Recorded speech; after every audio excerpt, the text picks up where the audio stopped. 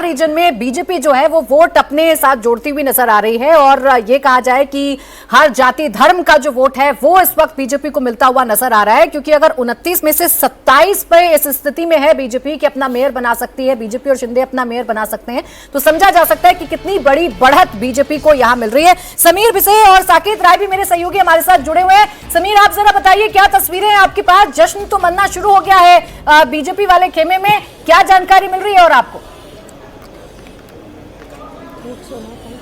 बिल्कुल, हर कहीं बीजेपी का खेमा जो है बढ़त बनाता हुआ नजर आ रहा है। फिर अगर एमएमआर रीजन की हम बात कर ले तो नवी मुंबई में वो आगे चल रहे हैं, ठाणे में वो बहुत अच्छा करते हुए नजर आ रहे हैं। ठीक यही स्थिति उल्लासनगर में नजर आती है, कल्याण डोंबिवली में नजर आती है। कल्याण डोंबिवली की अगर बात कर लो, केडीएमसी का जो महानगर पालिका है उसमें बहुत बड़े पैमाने पर हिंदू वोट बैंक है, जिसमें बीजेपी बहुत अच्छा कर रही है, प्रदर्शन करती हुई नजर आ रही है। इस वक्त हम ठाणे में ही मौजूद है, जो कि एकनाथ शिंदे का गढ़ समझा जाता है। एकनाथ शिंदे की अगर सबसे पहले बात करें नवी मुंबई की, नवी मुंबई में तकरीबन 67 पे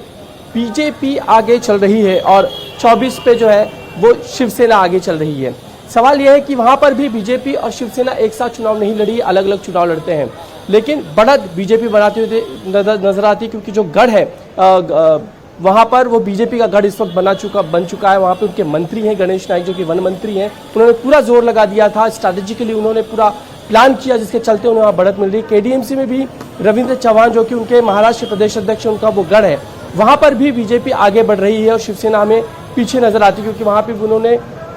जिस तरीके से अलायंस था वो हो नहीं पाया। ये जो सिचुएशन है हम देख रहे हैं कि बीजेपी हर कहीं अच्छा करते हुए नजर आ रही है। अहिल्यानगर में सिर्फ हम देख रहे हैं कि वहाँ पे अजित पवार जो है वो आगे चल रहे हैं और बीजेपी वहाँ पे काफ़ी पीछे, लेकिन पुणे और पिंपरी चिंचवड़, जो कि अजित पवार का किसी समय में गढ़ हुआ करता था, यानी कि राष्ट्रवादी कांग्रेस का गढ़ था, वहाँ पर भी राष्ट्रवादी कांग्रेस बहुत पीछे है। पुणे में खासकर बात कर लें तो 60 से प्लस में बीजेपी चल रही है और राष्ट्रवादी कांग्रेस अजित पवार जो बहुत पीछे चल रहे हैं। पिंपरी चिंचवड़ में भी अजित पवार लगातार ये कह रहे थे कि शहर को आगे बढ़ाने में उनका बड़ा योगदान रहा है, लेकिन वहाँ पर भी वो बहुत अच्छा करते हुए नजर नहीं आ रहे हैं। वहाँ पर भी पिंपरी चिंचवड़ में भी बीजेपी बहुत अच्छा करती हुई नजर आ रही है। खासकर हमें उस प्रचार पे भी ध्यान देना होगा जहाँ पे पुणे में खुद अजित पवार ने कह दिया था कि वो मेट्रो और साथ ही जो वहाँ पे सार्वजनिक व्यवस्था है यातायात की पुणे महानगर पालिका की ओर से उसे वो फ्री कर देंगे, जिसे लोगों ने सिरे से नकारा हुआ लगता है, क्योंकि उसके बाद वहाँ पे जब एक इंटरव्यू में देवेंद्र फडणवीस ने कह दिया था कि इस तरह की घोषणाओं का कोई मतलब नहीं,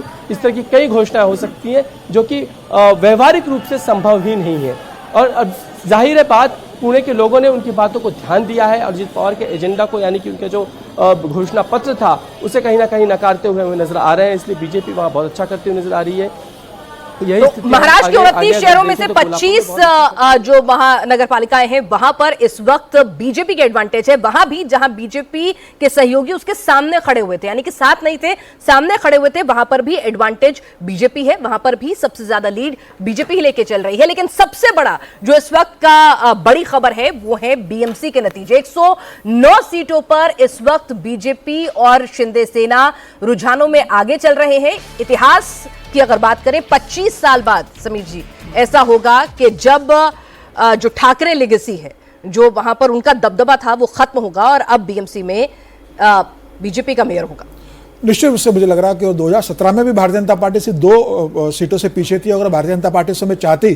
तो मनसे को साथ लेके या निर्दलीय को साथ लेके अपना मेयर बना लेती, लेकिन भारतीय जनता पार्टी ने बड़ा मन रखा और यह कहा उद्धव ठाकरे से कि भाई सरकार में आप शामिल हो हमारे साथ,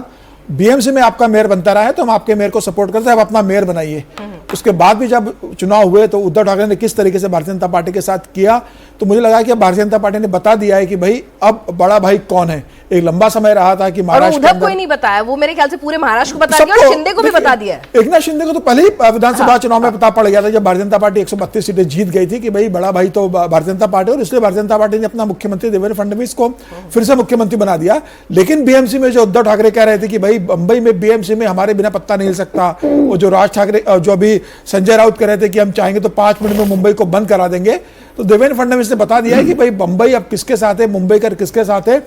असली मराठी मानुस कौन है, मराठी वोटर्स हो, मुझे लगता है कि उत्तर भारतीय हो, दक्षिण भारतीय हो, सभी जातियों के सभी वर्गों के लोगों ने भारतीय जनता पार्टी को वोट सिर्फ बीएमसी के अंदर नहीं पूरे महाराष्ट्र में दिया है। और आज ये प्रूव हो गया है कि भाई मुंबई की सबसे बड़ी पार्टी है, महाराष्ट्र की सबसे बड़ी पार्टी भारतीय जनता पार्टी बन गई है, और जो बीएमसी भी है वो भारतीय जनता पार्टी के पास आ गया है। फडणवीस बड़े अच्छे से जानते हैं।